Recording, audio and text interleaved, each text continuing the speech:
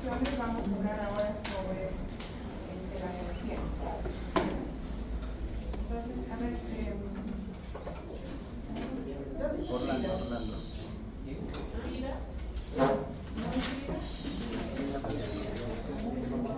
Por ejemplo, a ver, Milquita. A ver, ¿puedes ponerte de pie? Atrapa esto.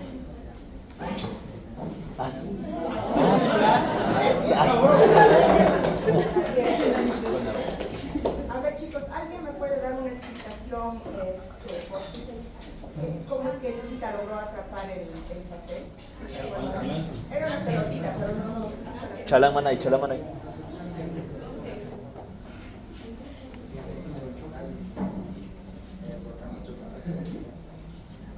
¿Alguien? Lo que consideren. Ya luego nosotros vamos reforzando el tema. ¿Qué es lo que ha pasado? ¿Qué es lo que ha tenido que suceder para que ella incluso no había tirado mucho a su mano, ¿no? Y se estiró e hizo esto, ¿no?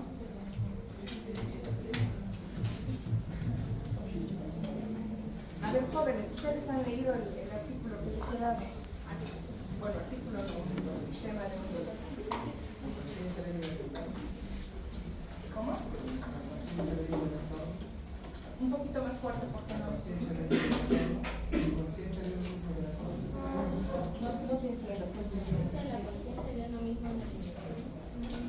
Ya está bien, ¿no? Su compañero dice conciencia del entorno, algo así, ¿sí? Ya, pero ¿qué ha tenido que suceder? Su compañera dice ha tenido que coordinar, a ver, por favor silencio, coordinar sus movimientos, ¿no? ¿Y qué más? ¿Ya? Conciencia del entorno, coordinación de movimientos, ¿qué más?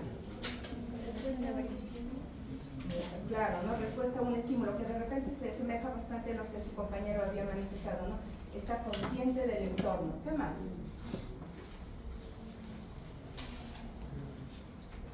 Puedes tomar asiento. Gracias. ¿Qué más? A ver, Ángel. En realidad es un proceso bastante complejo, porque supongamos que ella ha estado así mirando como que de reojo, por así decirlo. Primero tiene que conectar con los sistemas tanto visual como los motores oculares, para que después hagan una conexión del sistema articular paramediano, en el póntico. Y de ahí recién, o sea, como va a ser un equilibrio juntos con su órgano vestibular, primero su cerebro hace un escaneo en 3D del espacio que obviamente ya a estos años de la carrera ya lo tiene memorizado. Bueno, en realidad varios artículos dicen que nuestro entorno en realidad es básicamente al menos un 10%, 15% es una ilusión porque nuestro cerebro lo completa el resto, ¿no? O sea, es como que tú supones que estaban ahí las cosas, pero en realidad es como una suposición nada más de tu cerebro. Ahora, después tiene que ver con coordinación muscular, obviamente de sus brazos, el movimiento, como ha hecho que básicamente el papel o el arrojado estado a cierta distancia, su percepción es básicamente parte del sistema reticular, parte de la conciencia, ha hecho que se impulse un poquito más para que pueda alcanzarlo. Entonces, básicamente, todo eso de ahí es lo que nosotros conocemos como quien decir tus reflejos están viendo, pero en realidad es un complejo bastante grande. Bravo.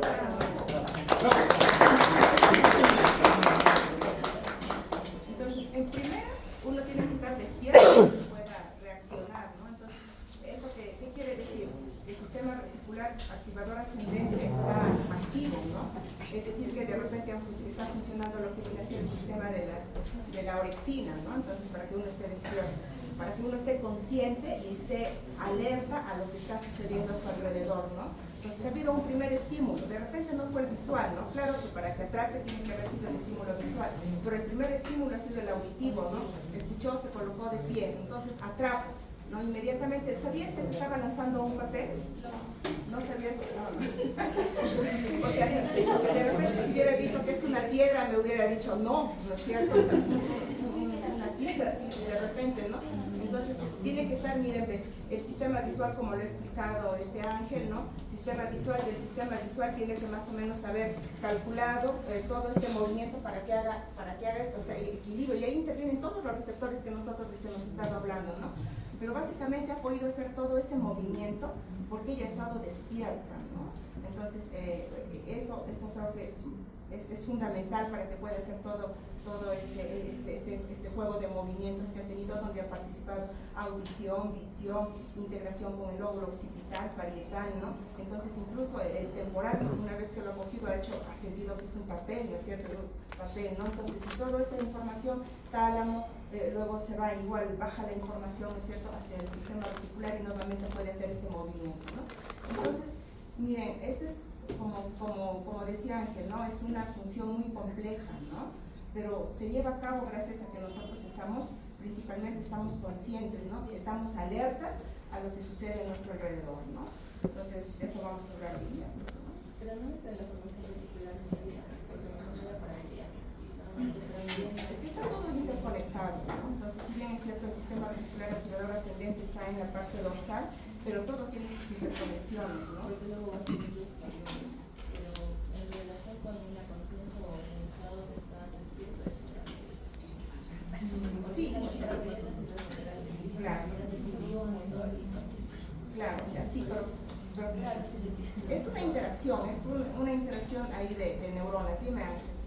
No, sí, justamente, en realidad hay varios sistemas conectados, ¿no? Porque incluso hasta la misma percepción y conciencia, y la conciencia estaba ahí, llegan hasta el sistema reticular y el reticular ya conecta todo esto y lo integra. Entonces, es toda una interconexión. Muy bien. Entonces, ya se les explicaron un poquito. Tenemos un caso clínico. Varón de 54 años, mientras manejaba moto lineal, presenta accidente de tránsito sin pérdida de conciencia. Inmediatamente. En el transcurso de las horas presenta cefalea intracraniana derecha de moderada intensidad con incremento progresivo, seguido de debilidad en el hemicuerpo izquierdo más somnolencia, ¿no? Cuando fue hospitalizado, que fue aproximadamente 4 horas después, tenía debilidad severa en el hemicuerpo izquierdo. Durante las horas siguientes empezó a reaccionar cada vez menos y finalmente entró en coma. Las figuras que ven ahí es el examen físico, ¿no? A ver, analicen ese examen físico. Yo no voy a mencionar nada, pues ustedes ya hemos hablado un poquito del examen neurológico.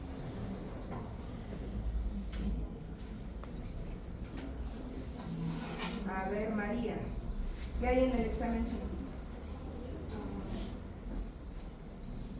Cefalea intracraniana a la derecha. En el examen físico, ahí los dibujitos.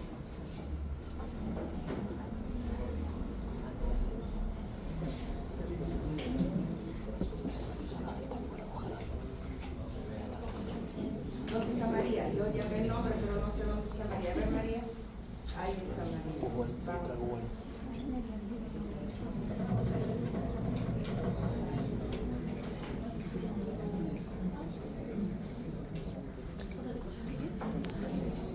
Cristian.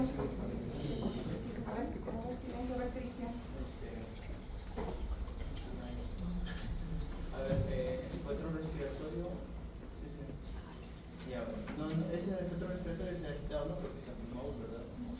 ¿Por qué lo aquí está aquí, ¿no?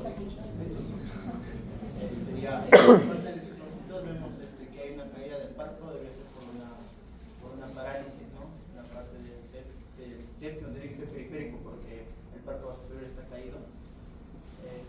También vemos anisocoria.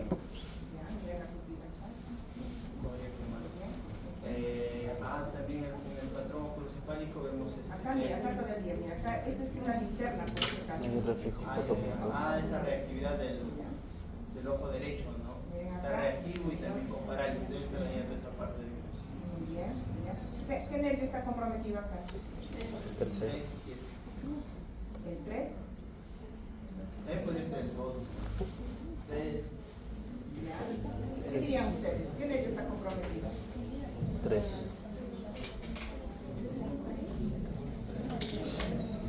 ¿El 3? En este caso solamente está dando luz a un solo ojo, por ejemplo, el derecho. Bueno, sí. Solo ahí. Entonces del tercer. ¿Es una parálisis completa o incompleta? Tenemos que hacer el movimiento para ver si es que también ha agarrado el núcleo motor, si no solamente está agarrando el hueso. Ya, podría ser, sí tienes razón. Esa pregunta no debía haberla hecho de verdad. Ya, pero completando con nosotros, acá, ¿qué reflejos son? Ahí sí ya me pueden decir si es completa o incompleta. Se está señalando Primero puntero. Ahí el puntero. Pero no me avisan. ¿Y acá? es completo. ¿Por qué? Porque el movimiento procefálico, el ojo derecho sigue igual y el otro se mueve. No se mueve, ¿no? Entonces, miren, igual, ¿no? Entonces, tercero, muy bien, oculocefálico. ¿Cómo está este reflejo oculocefálico? Está mal. ¿Cuál es el reflejo normal? A ver, Orlando. Cuando lo giran la cabeza de manera normal, se va con acá, pero cuando está, por ejemplo, en coma, se ven los ojos por aquí. Por ejemplo, si giro la cabeza a la izquierda, los ojos hacia dónde se van. Hacia la derecha. Ya, ese es el reflejo normal, ¿no es cierto? Si yo lo giro a la derecha, los ojitos se van hacia la izquierda. Ahí se tiene su explicación, que les dije que les iba a preguntar, pero bueno, ahí lo dejamos. Entonces, cuando hay compromiso, entonces si yo giro a la derecha, los ojitos pueden dirigirse hacia el mismo lado, hacia la derecha, se quedan céntricos, no se mueven, ¿no? Entonces yo digo, el óculo cefálico está comprometido, ¿no? Bueno, entonces acá ya puedo hacer la pregunta, no es una parálisis completa del tercer nervio craneal, ¿no? Y acá en el óculo vestibular, ¿qué observan? Perdón, en el óculo vestibular.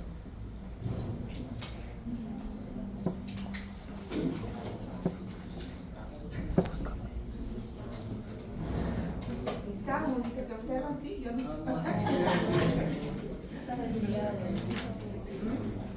También está comprometido, ¿no? Entonces, miren, hay compromiso del óculo vestibular. Ustedes leen por ahí. La postura, en la parte motora. Hay decorticación y descerebración. Está decorticando un hemicuerpo y descerebrando el otro hemicuerpo. Parece.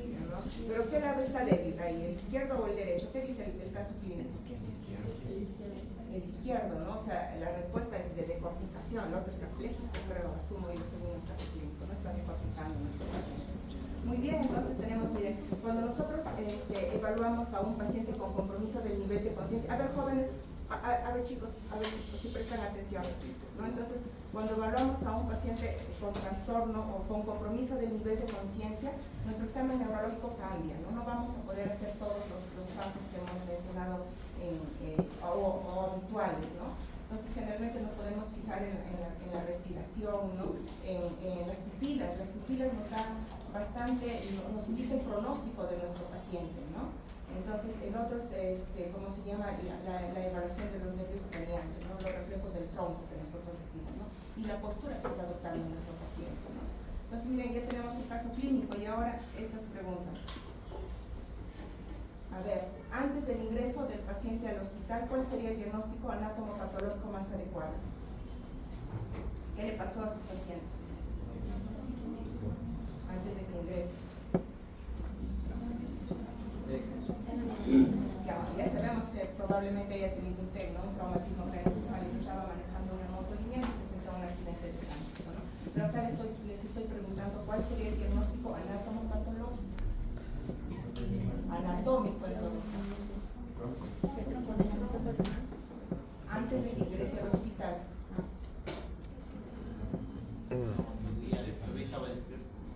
Estaba despierto el paciente.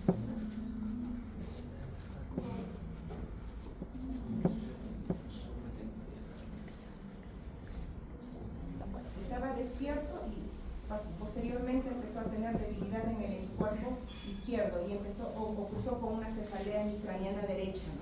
Se accidentó, tuvo un tiempo de lucidez y luego empezó con dolor en el hemicraniana derecha y se agregó debilidad en el hemicuerpo izquierdo. Seguro luego se dio, o lo pasó la... Podría ser no, ¿no? Pero ¿dónde localizaría la lesión entonces? Antes hay un proceso de proceso de Kernohan, que lo cortaba al metaséfalo o al tronco.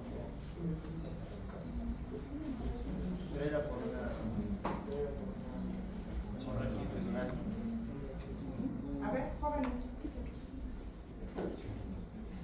A ver, chicos. Gaby. ¿Dónde está Gaby?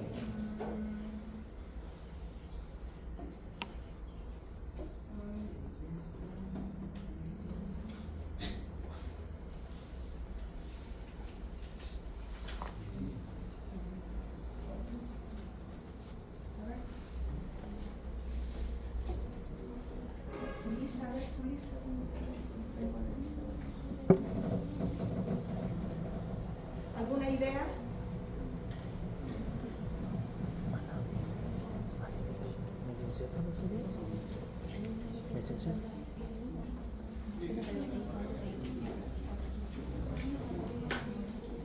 Sí, una hemorragia, dice su compañero, un hematoma. ¿Ya? ¿Dónde? En fosa posterior. Fosa posterior. Podría ser. Fosa posterior muy grande, sí, pero podría ser, ¿no? Fosa posterior. Pero de repente si hubiese sido fosa posterior, el paciente hubiese tenido, pues, no sé, inestabilidad para la marcha, ¿no? Diplopia, disartria, disfagia, todas las D, ¿no? Entonces, no me orienta mucho a fosa posterior al inicio, ¿no? Entonces, cefalea el debilidad en un hemicuarto, ¿no? Por ahí decía supratentorial, sí, yo creo que sí podría ser supratentorial, ¿no? Entonces, por ahí sí lo escuché, pero no lo dijeron en voz alta, si han estado inseguros, uno tiene que decirlo con un poco más de seguridad, ¿no?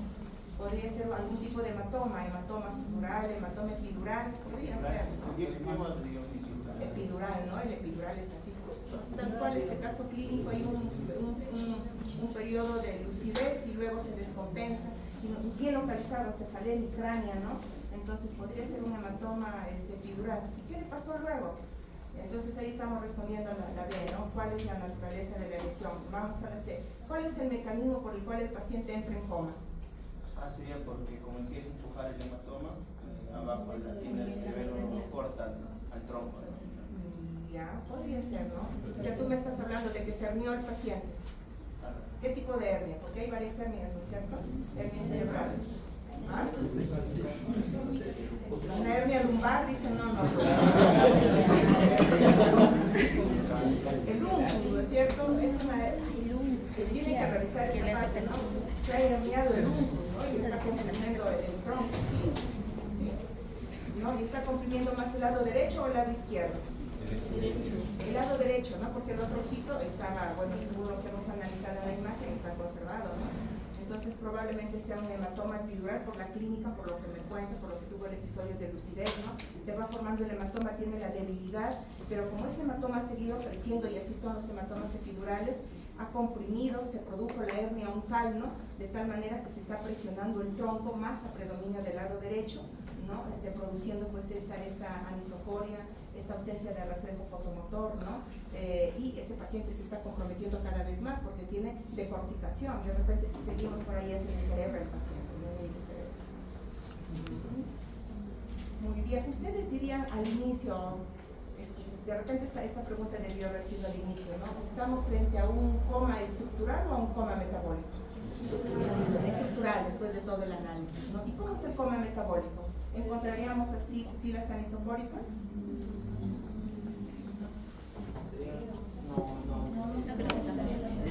Todo entonces el coma metabólico se parece bastante a alguna lesión en el encéfalo por ahí, ¿no? Entonces coma metabólico. Entonces bueno, eso seguimos en la parte introductoria. ¿Alguna pregunta? ¿Sí? ¿Estamos bien? Continuamos entonces, ahora sí vamos a hablar un poquito de qué es la conciencia, ¿no? Es el estado que nos permite darse cuenta, que nos permite darnos cuenta de uno mismo y del entorno que nos rodea, ¿no? Entonces, la conciencia facilita la definición, ¿no? Entonces, cuando nosotros hablamos de conciencia, nos referimos a dos componentes básicamente, el nivel de conciencia y el contenido de conciencia, ¿no? El nivel de conciencia es el grado de respuesta hacia los estímulos externos.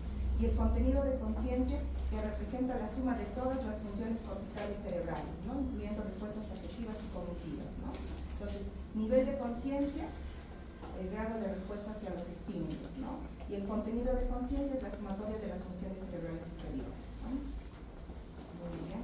Entonces, ¿cuáles son los componentes de la conciencia? Tenemos estructuras en el tronco encefálico y el cerebro anterior, ¿no? Entonces, si ustedes han revisado ahí lo que se le envió a la lectura, entonces ya se les hace sencillo, ¿no? Entonces, ¿quiénes forman los componentes? Vienen a ser formación reticular, el hipotálamo, ¿no? El cerebro anterior, que también se lo conoce con el nombre de prosencéfalo basal, el tálamo y la corteza cerebral.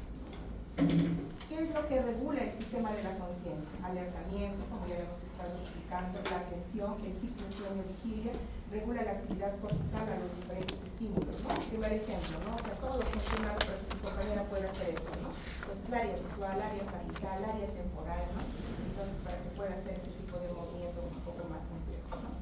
Muy bien. Si tienen alguna pregunta, me la hacen, no hay ningún inconveniente. Entonces, entonces, el sistema de alertamiento, acá influye o participa bastante lo que viene a ser la formación reticular, ¿no?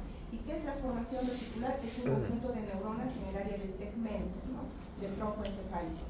Tiene tres tipos de proyecciones: las proyecciones ascendentes hacia el tálamo y la corteza cerebral, ¿no? Las proyecciones descendentes hacia la médula espinal y las conexiones locales, ¿no? Esta formación reticular recibe e integra las señales de varias fuentes, vías descendentes de la corteza cerebral, ¿no? También las vías ascendentes, ¿no? Entonces va a integrar, es un centro integratorio, ¿no?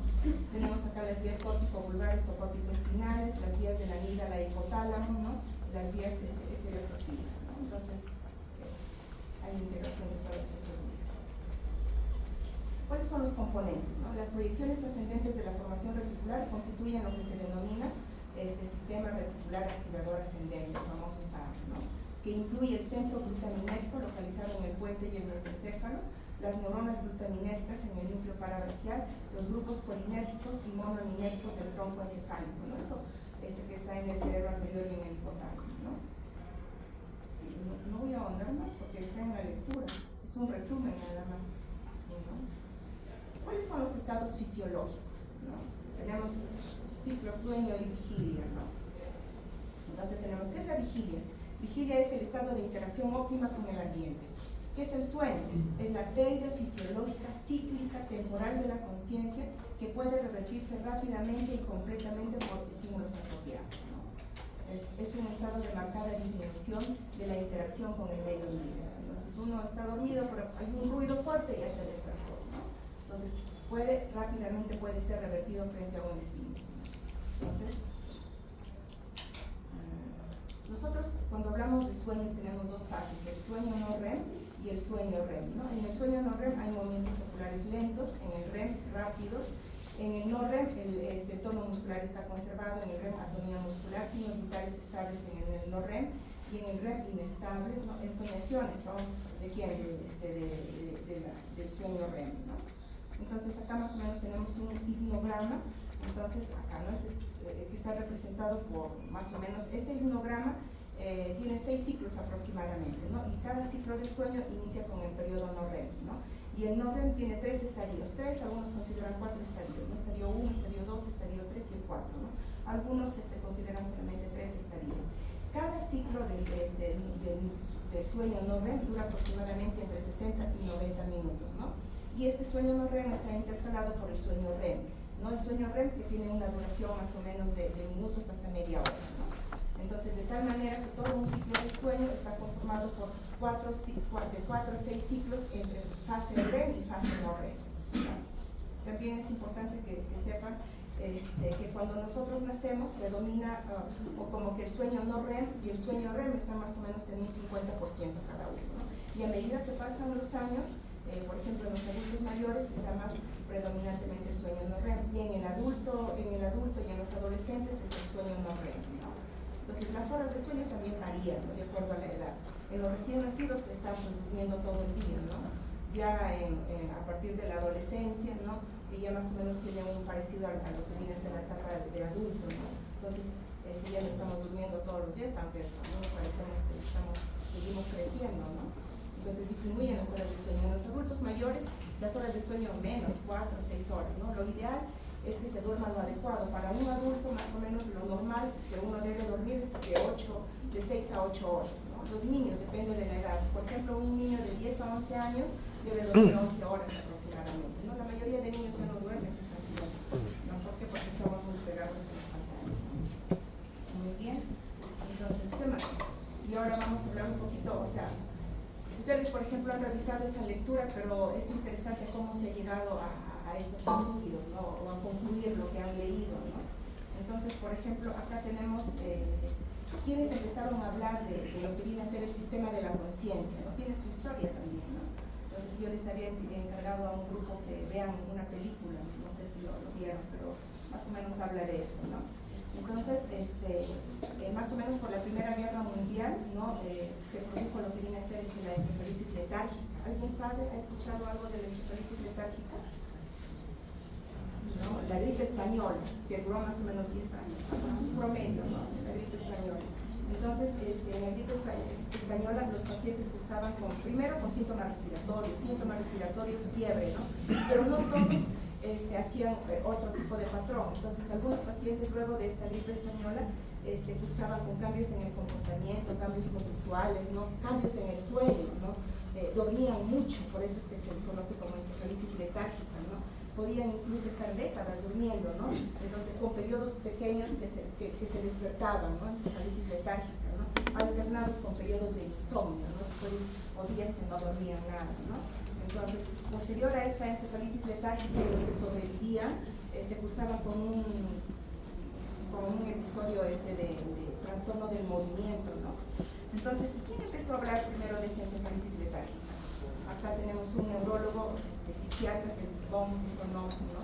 Entonces es un neurofisiólogo, era neurólogo y era psiquiatra, ¿no? Y era pues un científico, que es el que empezó a estudiar esta patología, ¿no? Pero a raíz de la gripe española, ¿no?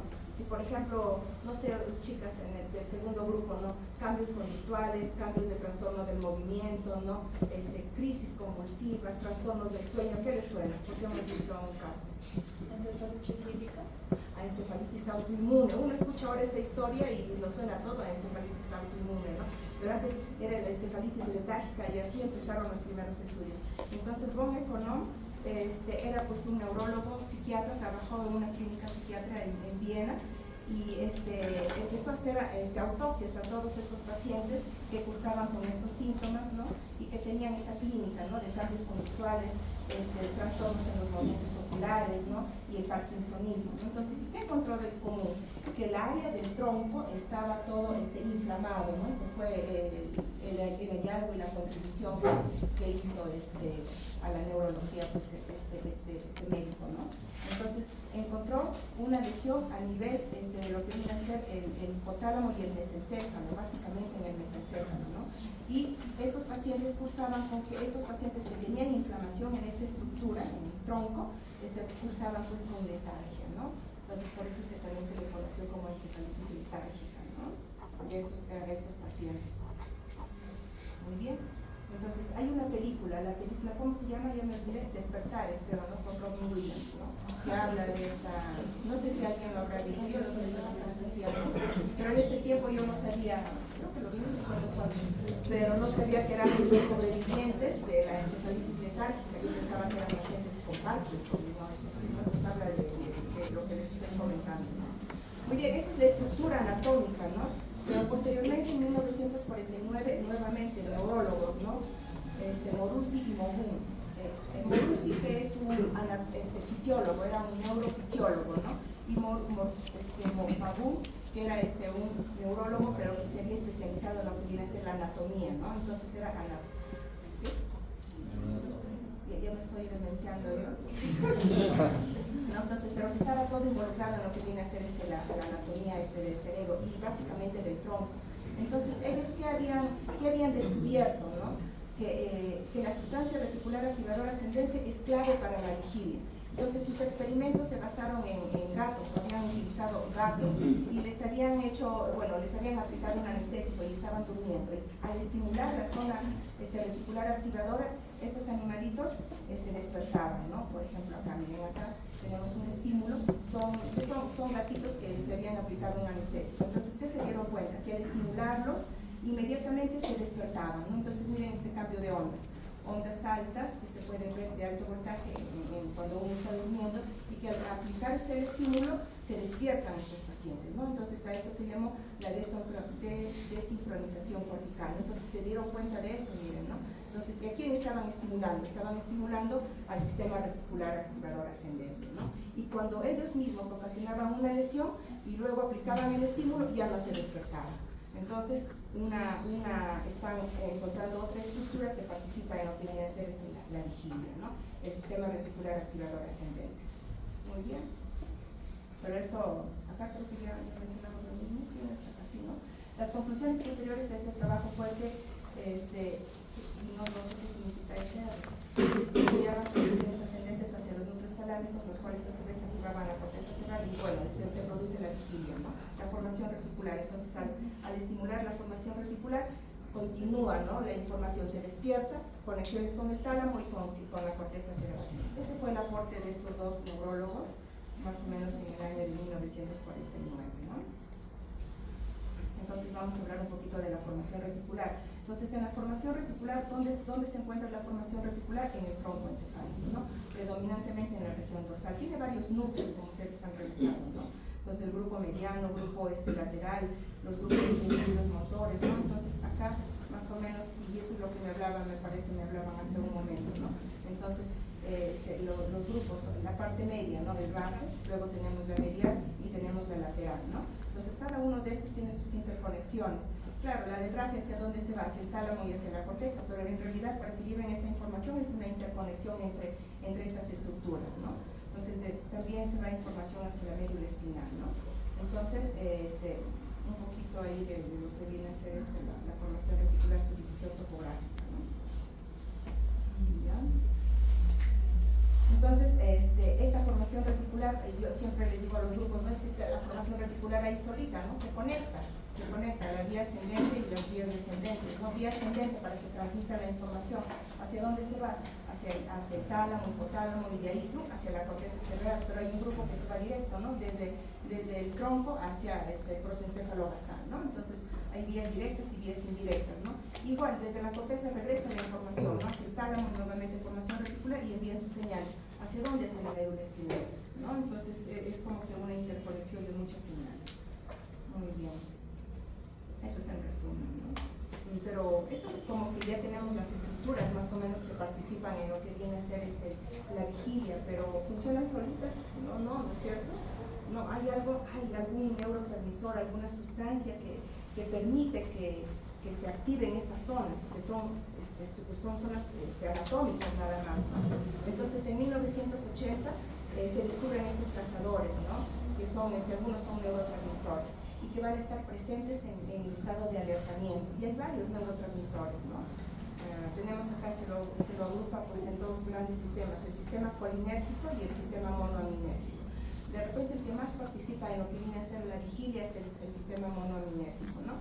Dentro del sistema colinérgico tenemos a nivel del tegmento mesopontino, tenemos el prosencéfalo basal que podemos encontrar la acetilcolina, y dentro del sistema monoaminérgico tenemos la noradrenalina, la serotonina, dopamina, ¿no?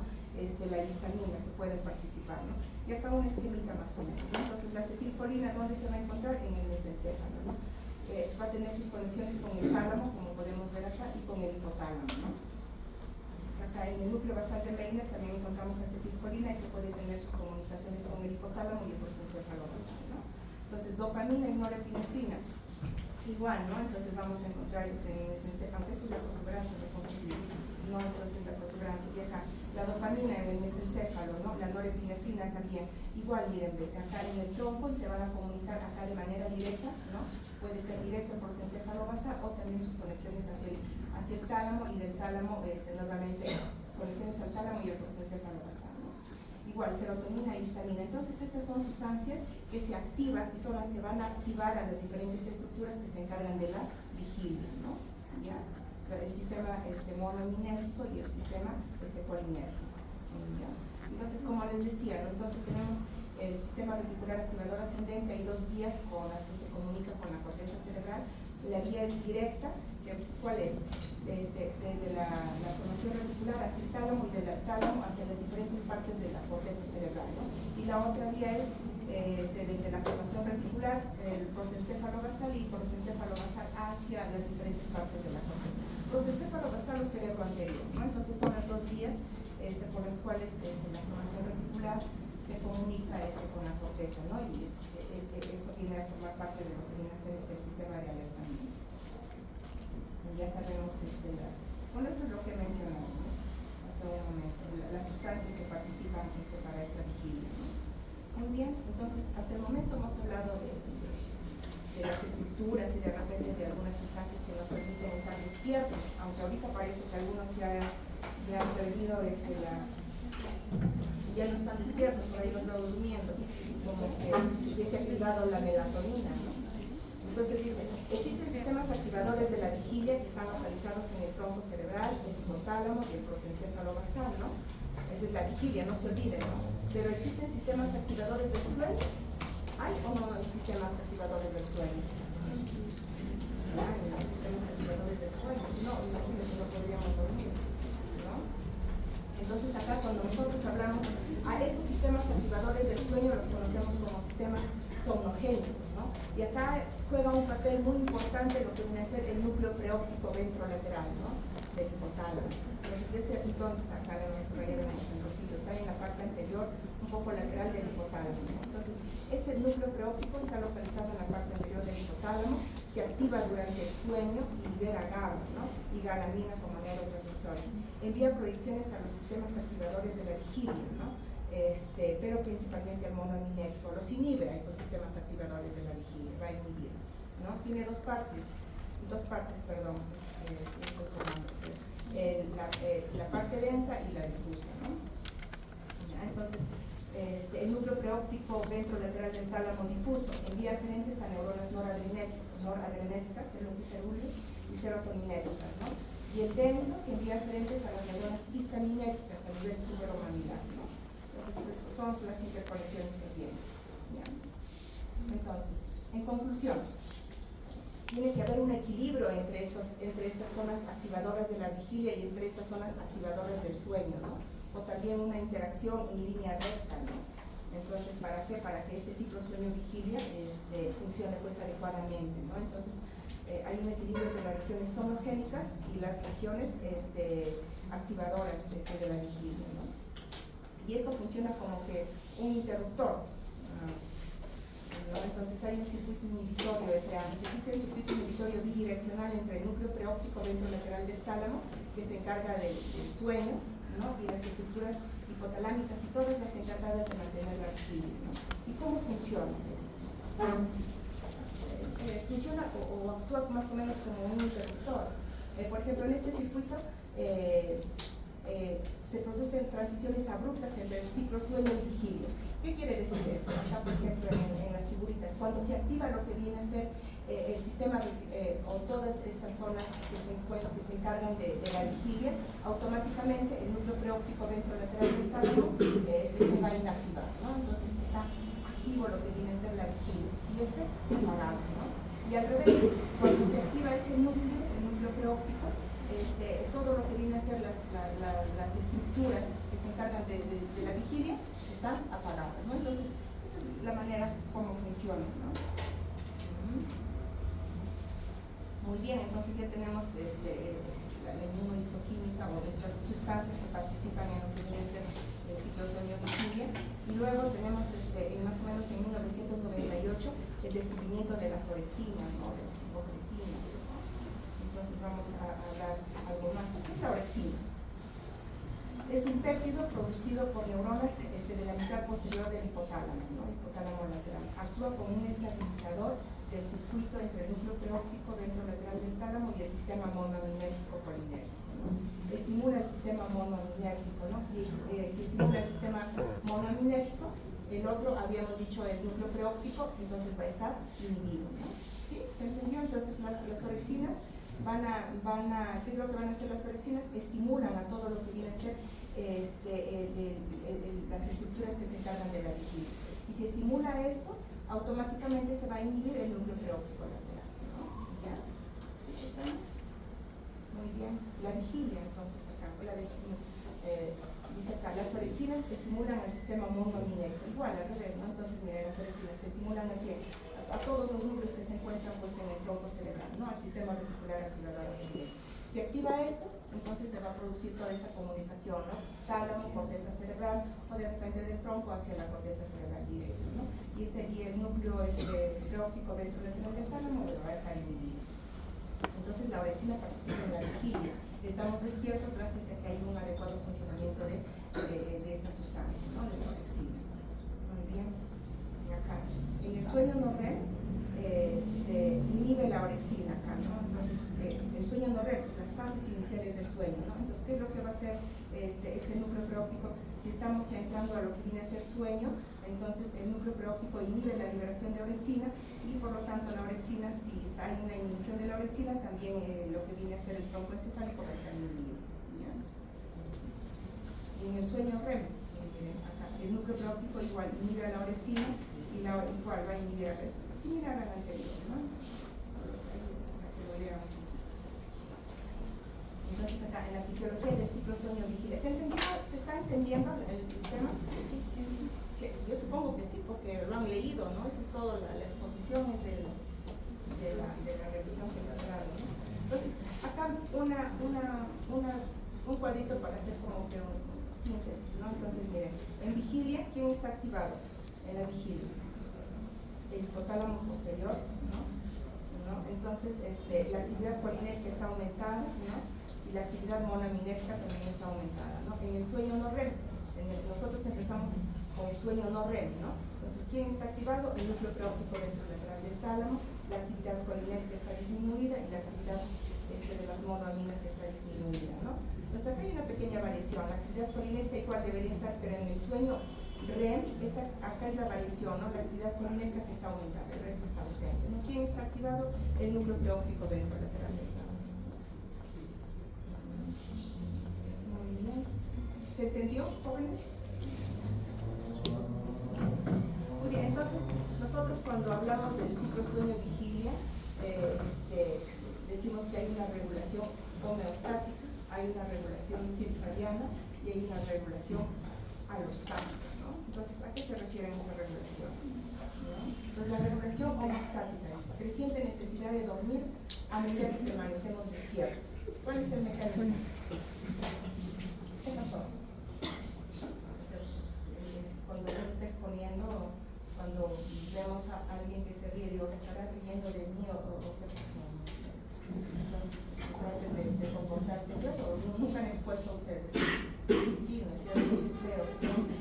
Resulta que estoy mirando y uno está soñando, ¿no? Entonces, la clase está aburrida, ¿no? Entonces, no sé, entonces hay que ver, pues, que podemos participar también, si no estamos por ahí diciendo cosas que no corresponden. Entonces, ¿cuál es el mecanismo? Durante la vigilia prolongada se acumulan sustancias somnogénicas, ¿no? Que estimulan a la actividad de las regiones somnogénicas y reducen la actividad de las regiones activadoras de la vigilia. Y una de esas sustancias es la adenosina. Entonces, a medida que nosotros estamos despiertos, se va acumulando la adenosina, mayor cantidad de adenosina, y esto es lo que va a ser el estímulo para dormir, ¿no? A eso se refiere la regulación homostática, ¿no? La cafeína, dice que la cafeína bloquea la adenosina, ¿no? Entonces, por eso es que el café o los medicamentos que tienen cafeína nos permiten estar despiertos, ¿no? Entonces, la regulación homostática. Ahora, la regulación circadiana, ¿no? Yo siempre les digo a los chicos que no duermen por estudiar, ¿no? Entonces, el sueño tiene un ritmo circadiano, ¿no? O sea, la noche se ha hecho para dormir, ¿no? Dice, yo me he puesto a las 4 de la mañana, pero sí duermo mis horas, se levantan a las 2 de la tarde y continúan con su vida y se han acostumbrado así, tienen totalmente alterado el ciclo sueño-vigilia, ¿no? Entonces, no se olviden que no solamente este ciclo sueño-vigilia es un ritmo circadiano, ¿no? La liberación de hormonas también tiene un ritmo circadiano, ¿no? Y juntos con el sueño se liberan la mayoría de hormonas que nos permiten a nosotros estar despiertos, que nuestro organismo con normalidad al día siguiente, ¿no? Entonces ahí se libera, pues cuando uno no duerme, ¿quién se libera? La hormona del estrés, el cortisol, uno está por ahí medio hiperactivo, ¿no? Entonces porque no está durmiendo. Estoy con fuerzas, pero está su cortisol está que se libera pues, en grandes cantidades, ¿no? Entonces miren acá, en esta regulación circadiana, ¿quién participa? El núcleo supraquiasmático, ¿no? Bueno, acá está, pero el núcleo, a ver, ¿ustedes lo logran ver? Sí. No, ahí está, ¿no? Ahí está el gran acá, ¿no? Entonces acá, no. A ver. Ya entendí. Entonces acá tenemos el núcleo supraquiasmático, miren, acá, este núcleo. Entonces este núcleo se va a activar gracias a esta conexión que existe entre la retina, ¿no? A través del... hay un tracto retino hipotalámico, ¿no? Entonces, ¿pero quién lo va a activar?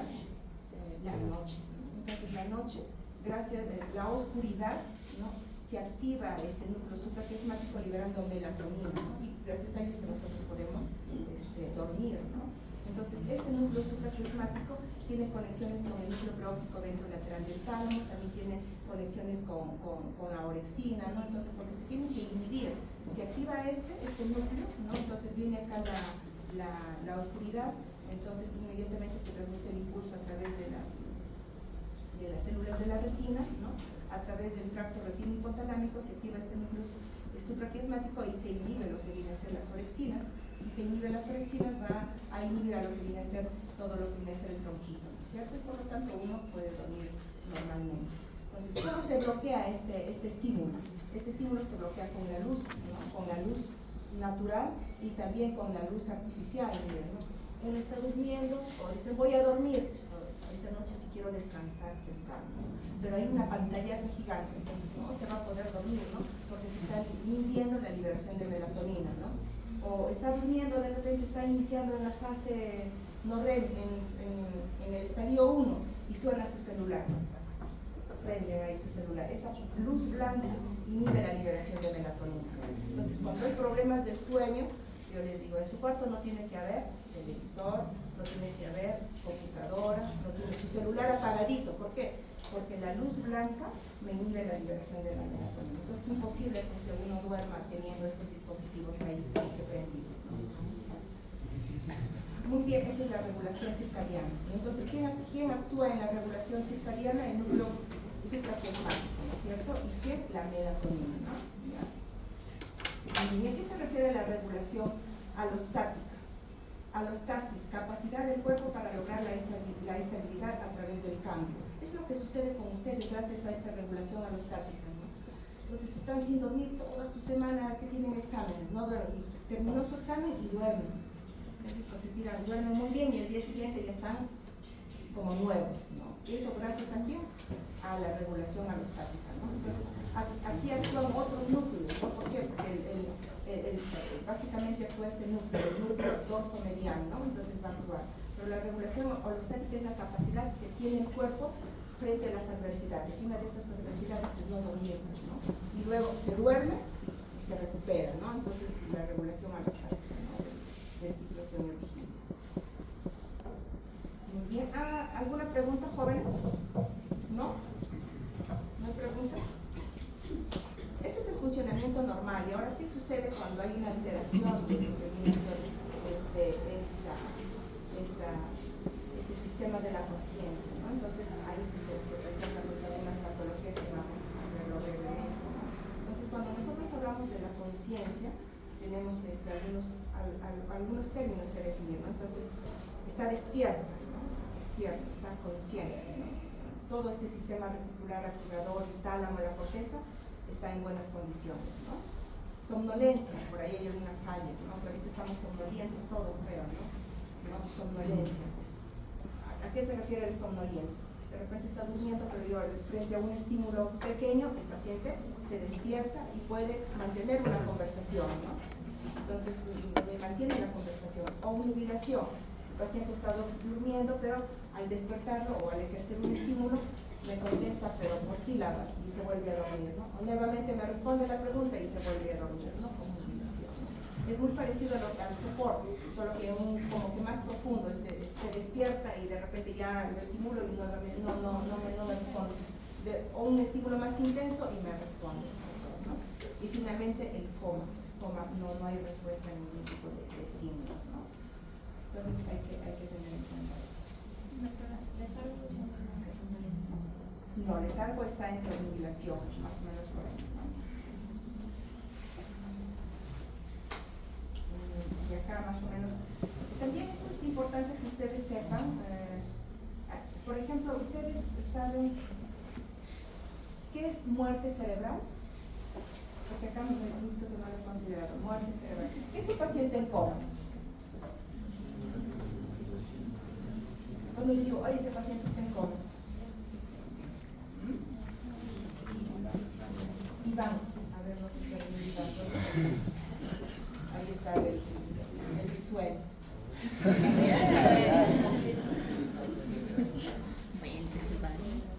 Ya no sabe ni lo que le preguntaba. Muchísimas gracias. Cuando ya no existe los reflejos, además no tiene conciencia de absolutamente nada, ni tiempo ni espacio. A ver, ¿quién ayuda a Iván? No responde estímulos tampoco. Ni a estímulos, ni tiene conciencia, pues. Doctor, a grandes rasgos podría ser que coma como tal es que el cerebro aún funciona, pero en menor medida, como decir, poquito. La muerte cerebral ya... No, yo digo, si por ejemplo, el Glasgow, ¿no es cierto? Un Glasgow menor de, ¿cuánto? Menor de 2. No. En 8, ¿no? Menor de 8, ¿no? Entonces, Glasgow menor de 8, pues está en coma, ¿no? Entonces, no hay respuesta motora, no hay respuesta verbal, no hay respuesta ocular, ¿no? Entonces, coma. Porque si yo me quedo con la definición de su compañero, puede estar en cualquiera de los otros niveles, puede estar somnoliento, ¿no? Un poco somnoliento, la respuesta al estímulo no es la adecuada, ¿no? Puede estar obnubilado nuestro paciente, ¿no? Pero un coma, una escala de Glasgow menor de 8, ¿no? Entonces hay algunas otras definiciones. Por ejemplo, ¿qué es muerte cerebral? A nosotros nos piden bastante pues, evaluación de pacientes con muerte cerebral.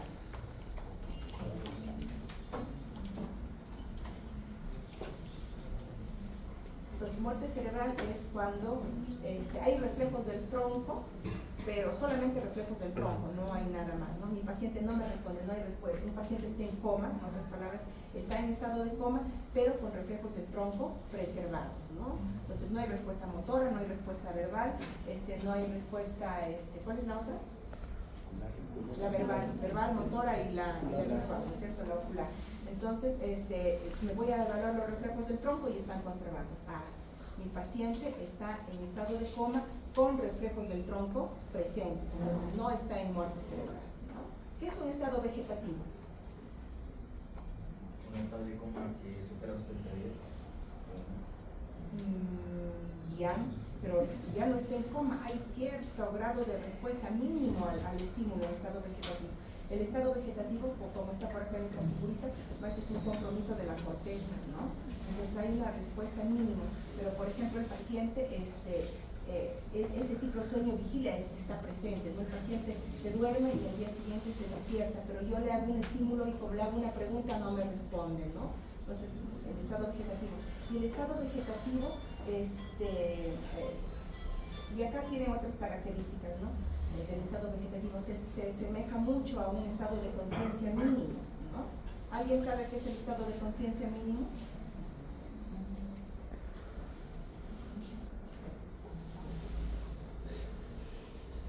Es como que muy similar al estado vegetativo, también el ciclo sueño-vigilia, es como que más consciente de su estado. Nos puede responder algunas preguntas de forma ininteligible, ¿no? O se da cuenta con movimientos de la cabeza, ¿no? Funciones vitales estables, ¿no? De repente este paciente sí se pueden evidenciar algún tipo de emoción, llora, ¿no? Viene su familiar y le pregunta ¿cómo estás? Y resulta que se le salen las lágrimas, ¿no? O pueden sonreír, ¿no? Entonces todas estas características, pero no son muy activos al estímulo, sí nos pueden obedecer parcialmente, ¿no? Entonces, pero no está como que un paciente alerta, no estado de conciencia mínima, ¿no? Y el síndrome de enclaustramiento. A ver, Karina, ¿dónde está Karina? A ver, Karina. conservado el movimiento ocular vertical. Hay alteraciones en todo el movimiento, eso no puede moverse, pero además está conservado los movimientos oculares, especialmente verticales. Hay daño en el tronco, lo demás está perfecto, ¿no? Entonces él está prácticamente consciente, pero no pasa nada. ¿No? Entonces hay un daño en el tronco, el paciente está consciente, generalmente cursa con cuadriplegia, ¿no? Pero pueden estar preservados los movimientos verticales, ¿no? Del ojito, ¿no? Entonces el paciente se puede comunicar con parpadeos o también con estos movimientos verticales, ¿no? Así hemos visto a un paciente, ¿no? en observación. Entonces, miren, los diferentes hallazgos que podemos encontrar secundarios a una lesión, ¿no? en el sistema de la conciencia, ¿no? que tienen que ustedes conocer. Muy bien, ¿preguntas? No, yo les hago un casito. Y ahí con esto terminamos. Durante su guardia en emergencia, usted es llamado para evaluar a un paciente varón de 70 años. Al examen físico, paciente acostado, hemodinámicamente estable, con los ojos cerrados y sin ninguna respuesta a estímulo externo. Respecto al sistema de la conciencia, responda. No hay alteración de la conciencia, hay alteración del nivel de conciencia, hay alteración del contenido de conciencia, hay alteración del campo de la conciencia. Nivel. Del nivel de conciencia, facilísimo. ¿No? Así van a venir las preguntas.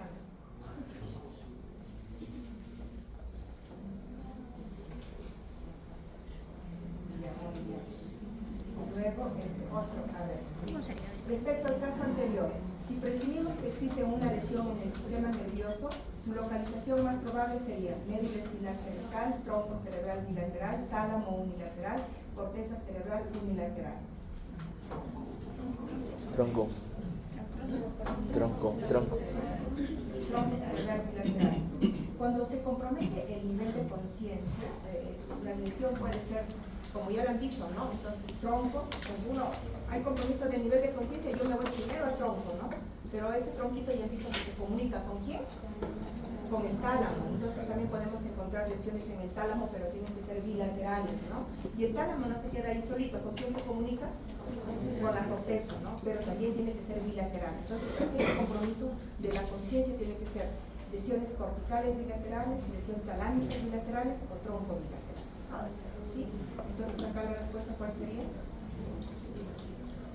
Tronco cerebral bilateral.